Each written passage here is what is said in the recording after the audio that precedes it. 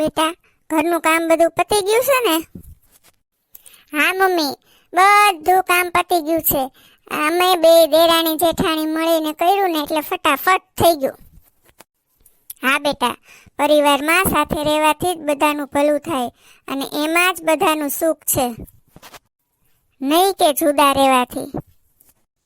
Mummy, આ રાધા અને ગોપી બંને સાથે મળીને કામ કરે છે ઘરનું અને સંપીને રહે છે ને, એટલે અમે બંને ભાઈ તો લકી છીએ, લકી. બેટા ગોવિંદ, તું કેમ એટલો બધો ગુસ્સે છો? વહુ સાથે કઈ ઝઘડો થયો છે કે શું? ના મમ્મી, એવું કાંઈ નથી. ભાઈ, એવું કાંઈ નથી તો તું ગુસ્સે કેમ છો, જણાવીશ મને? તો સાંભળો મમ્મી, મોટા ભાઈને ગવર્મેન્ટ જોબ છે અને પગાર પણ સારો છે અને મારે પ્રાઇવેટ જોબ છે અને આખો પગાર હું તમારા હાથમાં આપું છું અને મોટા ભાઈ અડધો પગાર આપે છે, તો આવું થોડું ચાલે? અરે બેટા, માધવનો દીકરો હોસ્ટેલમાં ભણે છે એટલે ખર્ચો તો થાય ને, અને તમારા બેવના પગારમાંથી ઘર તો ચાલી જાય છે. તો તું શું કામ ટેન્શન લે છે? ગોવિંદભાઈ, તમે ખોટી ચિંતા કરો છો. બેવ ભાઈ હળી મળીને રહ્યો ને. ગોવિંદ, મમ્મી અને ભાભી બે સાચું જ કહે છે, વેમના કોઈ ઓસડ ના હોય. એમાં શંકા કુશંકા કરીને શું કામ હેરાન થવાનું? એની કરતા આપણે સંપીને જ રહીએ ને. એ ચીબલી, તું તો ચૂપ જ રહેજે. આવી ગઈ મોટી શિખામણ દેવા વાળી. હા, કોઈ દિવસ નહીં ને આજે કેમ ગોવિંદ આવું બોલે છે? નક્કી એના કોઈ મિત્ર એને ચડાવ્યો છે. મમ્મી, તમે ચિંતા ના કરો. ગોવિંદ હજી નાનો છે, સમય આવતા બધું સમજી જશે. અડધો કલાક પછી. મમ્મી, ઘરમાં બબ્બે જુવાન વહુ હોય ને તમે કામ કરો એ કેવું લાગે? અરે બેટા, હું ક્યાં કઈ મહેનત વાળું કામ કરું છું? બેઠા બેઠા કઈક કામ હોય તો કરવું, તો કરવા દો ને મને. અરે નાનકા, તારે ઓફિસે નથી જવું? ના, નથી જવું. બેટા ગોવિંદ, ઓફિસે તો જવું જ જોઈએ ને. ગોવિંદભાઈ, તમે તો બહુ સમજુ હતા. લાગે છે તમને કોઈ તમારા દોસ્તારે ચડાવ્યા છે. હા ગોવિંદ, હમણાંથી તમારામાં છે ને પરિવર્તન આવી ગયું હોય ને એવું લાગે છે. તમારા વાણી વર્તન સાવ બદલાઈ જ ગયા છે. તમે બધા ઉપર ગુસ્સો જ કર્યા કરો છો અને સરખું જમતા પણ નથી. તમે આવું શું કામ કરો છો? તારે છે ને મારી વાતમાં ડબકા નહીં પૂરવાના. અને ગોપી, તને છે ને મારી ઊંધા હાથની એક પડશે ને તો પછી રોતી છાની નહીં રે, સમજી? બેટા, તું શું કામ લેવા દેવા વગરનો ઘરમાં કંકાસ કરે છે? તને ખબર છે કંકાસ કરવા વાળાના ઘર બરબાદ થઈ જાય છે બેટા. ગોવિંદ, તારું કહેવાનું શું થાય છે? અમને તું નિખાલસપણે કહીશ? તો સાંભળો મોટા ભાઈ, મમ્મી, મારે આ ઘરમાં એક પણ પલ રહેવું નથી. મારે જુદા રહેવા ચાલ્યું જવું છે. બેટા ગોવિંદ, તારો તો પગાર પણ ટૂંકો છે. ઘર કેમ ચલાવશો? કેમ પૂરું કરશો? મારે તમારું કાંઈ નથી સાંભળવું. બસ આ મહિને પગાર આવે ને એટલે હું જુદો રહેવા ચાલ્યો જઈશ. અને આ મારો આખરી નિર્ણય છે, સમજ્યા? અરે પણ ગોવિંદ, સાંભળ તો ખરો. જો તો ચાલ્યો ગયો. મમ્મી. ગોપી બેટા, રડ નહીં તું. ગોવિંદ છે ને એ જિદ્દી છે, પછી સમજી જશે. મમ્મી, મારે તમારા કોઈથી અલગ નથી થવું. ગોપી, તું શાંત થઈ જા, મારા દિયર સમજી જશે.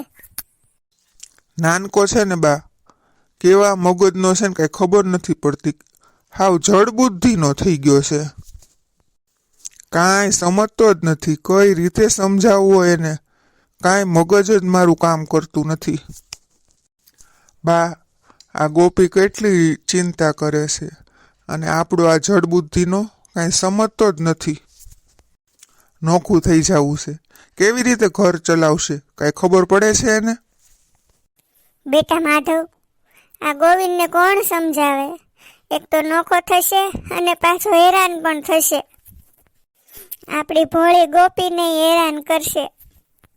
બા, તમે ચિંતા ના કરો, એને હજી છોકરમત છે. હા બા, તમે નાહકની ચિંતા કરો છો.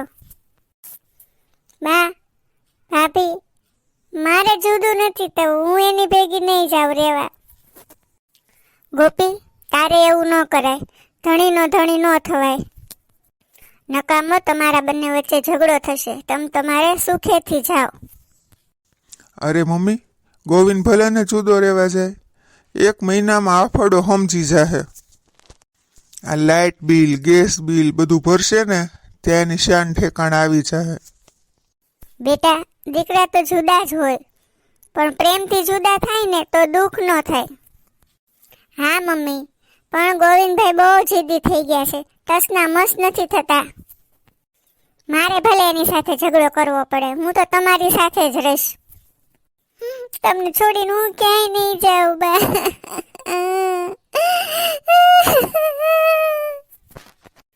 બેટા, આમ નાહકનો કંકાસ ન કરાય. તમને અમારી યાદ આવે તો તમારે અહીંયા વયું આવવાનું.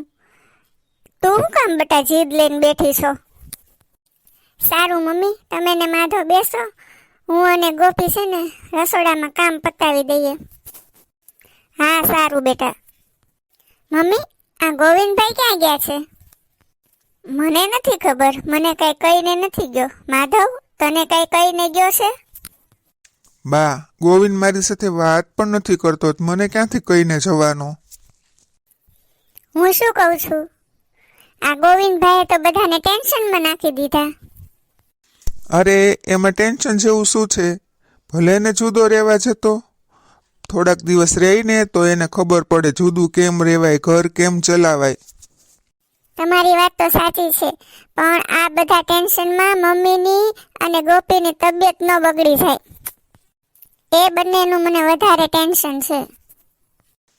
જો, ગોપી તો બહુ સંસ્કારી છે અને મમ્મીને પણ એમ થાય છે કે ગોવિંદને અચાનક આવું કેમ સૂઝ્યું.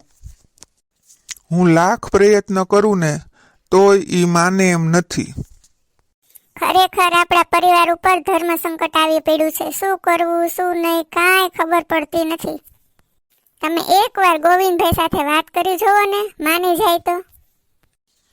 રાધી, મેં એને સમજાવવા માટે સવારથી કેટલા ફોન કર્યા, મારો એક પણ ફોન એણે રિસીવ નથી કર્યો. બોલ, જ્યારે આપણે બધા બેઠકમાં બેઠા ને ત્યારે પણ અવળું મોં કરીને બેઠો તો. બોલ, હવે તું જ કે એને હું કેવી રીતે સમજાવું? તમારા બંને ભાઈ વચ્ચે કોઈ દિવસ ઝઘડો નથી થયો. હે ભગવાન, આ કોની નજર લાગી ગઈ છે મારા પરિવારને? મને પણ આ વાતનો બહુ અફસોસ થાય છે કે આપણા હસતા ખેલતા પરિવારને કોણ વિખૂટું પાડતું છે. હા, હવે તો ભગવાને જે ધાર્યું હશે ને એ થશે. હા, તારી વાત સાચી છે. આમ પણ એ કઈ સમજે એમ તો છે નહીં. પથ્થર ઉપર પાણી રેડ્યા બરાબર છે. સારું, હવે આ બધી ચિંતા છોડ અને સૂઈ જા. 1 મહિના પછી. ગોવિંદ, તમારે ઓફિસે નથી જવું? મારે જવું હશે તો જઈશ, હું મારા મનનો રાજા. તારે શું? તમને હમણાંથી શું થઈ ગયું છે? તમે છે ને આ ઘર છોડીને જવાની વાત છોડી દો. આપણે હેરાન થઈ જશું. હેરાન થઈ જશું એટલે તું કહેવા શું માગે છે? હું કમાતો નથી એમ? આપણું ઘર આરામથી ચાલશે મારા પગારમાં, સમજી? મને ખોટો ગુસ્સો ન અપાવ. પણ એવું નથી. તમને મમ્મીથી, મોટા ભાઈ, ભાભીથી શું પ્રોબ્લેમ છે? મને કોઈથી પ્રોબ્લેમ નથી. મોટા ભાઈને આટલો પગાર આવે છે તો મમ્મીને કેમ અડધો જ પગાર આપે છે? બાકીના પૈસા પોતાના એકાઉન્ટમાં જમા કરાવતા હશે, ભેગા કરતા હશે પૈસા. તને સમજ ના પડે?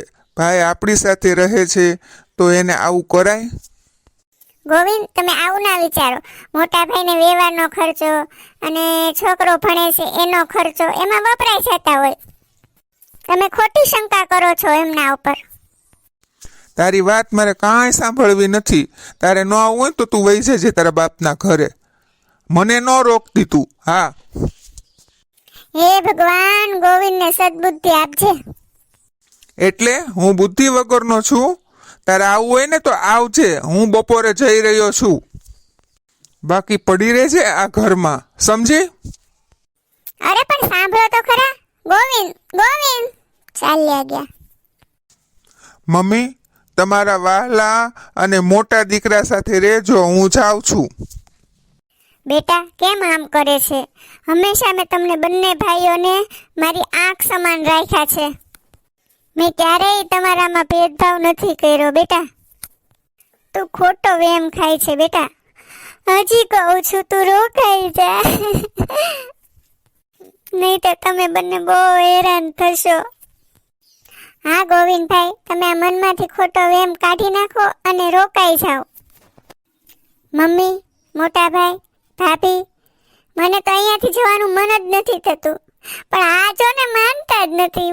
હું શું કરું? ભાઈ, તે તો જવાનું નક્કી કરી જ લીધું છે. આ વાત ફાઇનલ છે ને? દેખાતું નથી? આ બધો સામાન પેક કરી દીધો છે. ચાલ ગોપી, ઊભી થા. હવે હું આ લોકોના મોઢા પણ જોવા નથી માંગતો. એક મિનિટ, થોડી વાર બેસ અહીંયા, પછી તારે જવું હોય ને તો જાજે. બેટા ગોપી, તમે ગોવિંદની બેંકની પાસબુક લીધી છે? હા મોટા ભાઈ. તો લાવો તો. હાલ્યો મોટા ભાઈ. નાનકા, તારા ખાતામાં બેલેન્સ ચેક કરતો. અરે, મારા ખાતામાં તો ખાલી 1000 રૂપિયા જ હતા ને આમાં તો 5 લાખ બતાવે છે. આટલા બધા રૂપિયા કોણે જમા કરાવ્યા હશે? નાનકા, આ તારા ખાતામાં પૈસા તારા મોટા ભાઈએ જમા કરાવ્યા છે. જ્યારથી મને ગવર્મેન્ટ જોબ મળી છે ને, ત્યારથી હું અડધો પગાર તારા ખાતામાં જમા કરાવું છું. કારણ કે મને તારી દયા આવતી હતી. તારે પ્રાઇવેટ જોબ છે, મારે ગવર્મેન્ટ જોબ છે. ભાઈ, હવે તું છૂટો. હવે તું આરામથી જઈ શકે છે. અને હા, તારી જાણ ખાતર કહી દઉં કે આ વાતની જાણ તારી ભાભીને કે મમ્મીને પણ નહોતી કરી. ભાઈ, મેં તો મારી ફરજ નિભાવી લીધી. હવે તું આરામથી તારી જિંદગી જીવ. મોટા ભાઈ, મને માફ કરી દો. મેં તમારા ઉપર વહેમ કર્યો મોટા ભાઈ. મને શંકા હતી કે તમે પૈસા ભેગા કરો છો. મને એમ કે તમે તમારા ખાતામાં જમા કરાવો છો, પણ તમે તો મારા માટે ભોગ આપ્યો. હું મારા રામ જેવા ભાઈને ઓળખી ના શક્યો. મોટા ભાઈ, મને માફ કરી દો. મને માફ કરી દો. શાંત થઈ જા નાનકા, શાંત થઈ જા. ભાઈ, આ તો સંસાર છે, ચાલ્યા કરે.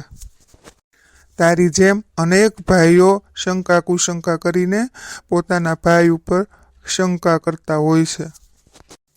પછી છેલ્લે ખબર પડે છે સોનું કોણ અને કથિર કોણ. નાનકા, જીવનમાં એક વાત યાદ રાખજે કે કાંઈ પણ જાણ્યા વગર કોઈ ઉપર શંકા ના કરતો. હવે તને બધું સમજાઈ ગયું છે ભાઈ, માટે હું તને માફ કરું છું. બેટા માધવ, મેં તને જન્મ આપ્યો ને એ બરાબર છે. તે તો મારી કોખ ઉજાળી બેટા, કોખ ઉજાળી. નાના ભાઈ માટે તે કેટલો ભોગ આપ્યો. બાકી આજ તો ભાઈઓ ઝઘડતા જ હોય છે. અરે, નાની એવી પ્રોપર્ટીને હડપ કરવા માટે તો એકબીજાના ખૂન કરી નાખે છે. અને બેટા, તે તો નાના ભાઈ માટે કેટલો ભોગ આપ્યો. બસ હું તો ઈ જ ચાહું છું તમે બંને ભાઈ સંપીને રહો, ખુશ રહો, આનંદમાં રહો. બસ બીજું હું કાંઈ ઈચ્છતી નથી. તમે બંને ખુશ રહો, મારા આશીર્વાદ છે. મમ્મી, મોટા ભાઈ, અમારે હવે જુદા રહેવા નથી જવું. તમારી સાથે ભેગા જ રહેવું છે અમારે. હું તમને બધાને વચન આપું છું કે હું ક્યારેય જુદો નહીં પડું. અરે શું વાત છે ને! આજે તો આપણા ઘરે સોનાનો સૂરજ ઉગ્યો છે. જોયું ને બા, આવી ગયો ને લાઈન પર.